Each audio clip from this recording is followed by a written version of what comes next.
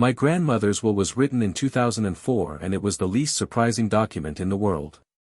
The house split 4 ways between her children. The savings split 4 ways. Her wedding rings to her only granddaughter, who is me. 2 pages. Notarized. Boring. She died in March. At the reading, the lawyer opened a folder and read out a will dated the previous November. In that version, the house went entirely to my aunt, the savings went entirely to my aunt, and there was a line about the granddaughter having already received sufficient support during my grandmother's lifetime, which was a strange thing for a document to be defensive about. My aunt cried.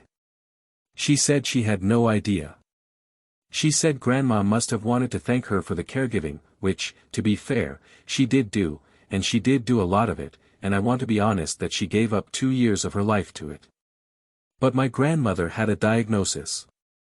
And I knew the timeline of that diagnosis better than anyone in the room, because I flew in every 6 weeks for 3 years and I kept a notebook, because that is what you do when someone starts telling you the same story twice in one visit and you need to know whether it is getting worse. November the 4th was the visit where she called me by my mother's name for the entire afternoon and asked me 4 separate times when my grandfather was coming home.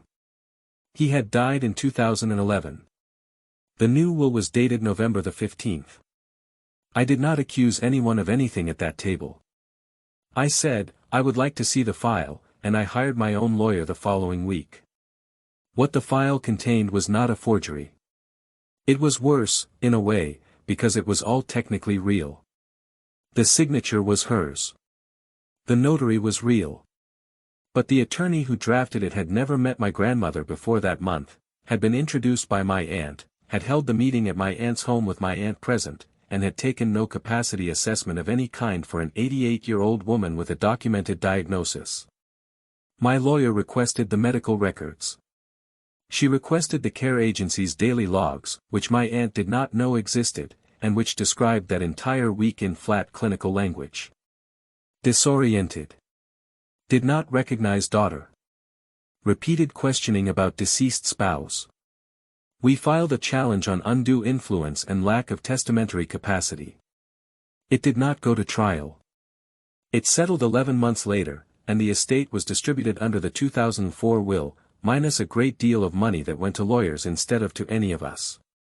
My aunt and I have not spoken since. 2 of her siblings do not speak to her either.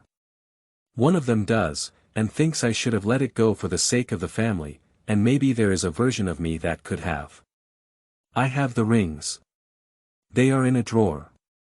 I do not wear them, because they do not feel like a win. Nothing about this was a win. It was just the truth, expensively established.